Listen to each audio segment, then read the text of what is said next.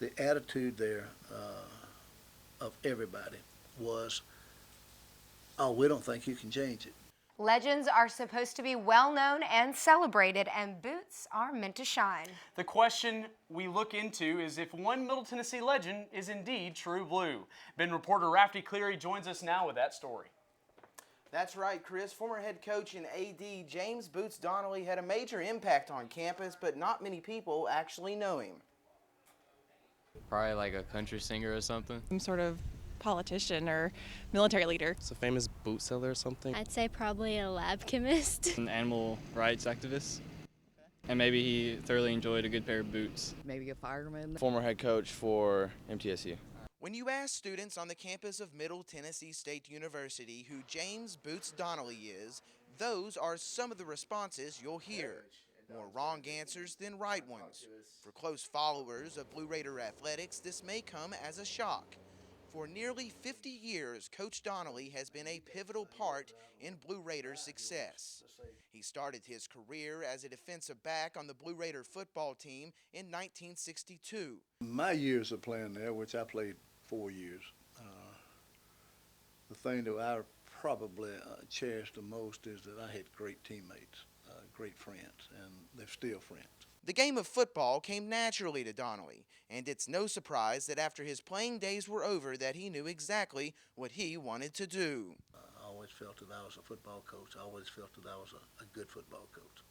Donnelly credits his passion for coaching to the great leadership he has had throughout his career. Never played under bad coaches, so I've had a great taste in my mouth for coaches and coaching. Donnelly kicked off his head coaching career in 1974 when he took over the reins of the Father Ryan High School football program.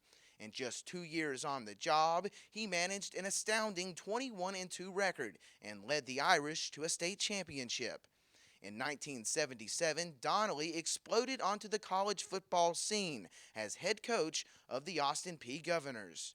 In 2 seasons there, Donnelly had instant success, winning their first and only Ohio Valley Conference championship. Winning is synonymous with Boots, and his alma mater was taking notice. In 1979, MTSU hired Donnelly to lead the Blue Raiders. In order for us to have a chance to win championship after championship and compete nationally, I can do it easier at Middle than I can at Austin Peay. When Coach Donnelly came to Middle Tennessee, the football program was in shambles. At the time that I went to Middle, I was shocked at the apathy. Middle had lost for I don't know how many years, 10 years or so. There was talks of the football program being dropped, and according to Donnelly, the fans felt that there was no hope in turning the program around. The attitude there of everybody was, oh, we don't think you can change it. But those thoughts were wrong, and what happened next changed the course of not only the football program, but the university as a whole. From 1979 to 1998, Coach Donnelly did what he does best: win, capturing 4 OVC titles, claiming 9 top 20 finishes at the 1AA level, and earning 7 1AA playoff appearances. As the wins began to pile up for the MTSU coach, he began to formulate a vision for the future, getting the Blue Raiders to the next level. Success on the field brought changes to the university. In order to move to 1A football, the Blue Raiders would first need a new stadium, one to house more fans. For Coach Donnelly, this decision couldn't have been easier. Building of the football stadium was a no-brainer. Okay, going 1A to me was a no-brainer. Some on campus were reluctant to make the move due to the amount of money it would cost. But Coach had one message for those who didn't think the Blue Raiders should make the move. How much does it cost if you don't? After MT made the transition to 1A, Boots felt like it was time for him to step down as coach. Over the course of 20 seasons, Donnelly racked up 140 wins. I basically told our football team about the 8th, 9th game that I couldn't reach them. There was no reason to continue. But Coach Donnelly's time as a Blue Raider wasn't quite done yet. In 2002, Boots was hired as athletic director of MTSU. His leadership qualities were a perfect fit for the university, and Donnelly quickly sprang to action. The university was in dire need of new facilities. His next visions, new tennis courts and locker rooms for the women's basketball team. And perhaps his biggest contribution to the university, the building you see behind me, the Rose and Emmett Kennan Sports Hall of Fame right here on campus. It was also the site of his last visit to the university when he inducted his former quarterback into the Blue Raider Hall of Fame. But yeah, it was neat for him to come back and talk about me.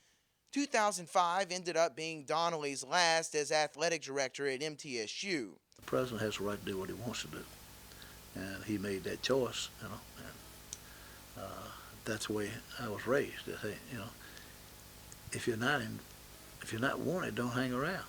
A few years removed from the job he loved so much, Boots received an unexpected call from a friend asking for help with an organization called Backfield in Motion.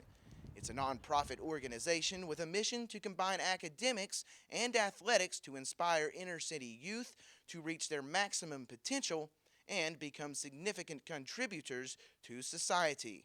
I'm just sitting around my house, you know.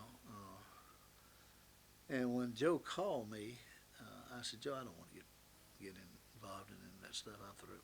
But Boots gave it a chance and agreed to take over as the acting CEO of the organization, a job he still holds today. Just like coaching, it's a perfect fit for the former ball coach. I think that's where his heart is. He really loves it. You know, I think he enjoys being around those young kids. You know, I think he's instilling values in those kids. I think he's teaching them how to be a man. You know, I think it's a perfect fit for him. I really do. Day by day, week by week, year by year, Boots watches these children develop in academics, leadership, and character. To him, that's the best part of it all. I just enjoy being around those kids. I enjoy those little old guys coming up after school showing me their report cards and that they hadn't been in trouble. In a way, Donnelly is still coaching, only now he's coaching kids in the game of life. Just this past summer, Coach Donnelly garnered yet another accomplishment. He was inducted into the College Football Hall of Fame, making him the only College Hall of Famer at MTSU. Other coaches inducted into the Hall of Fame that evening, Phil Fulmer and Jimmy Johnson. Coach Donnelly did mention to us that although his departure from Middle did have some unfortunate aspects to it, he is quite pleased with the direction that the current football program led by Rick Stockstill has. He also had high remarks for the work of Chris Massaro as the current athletic director.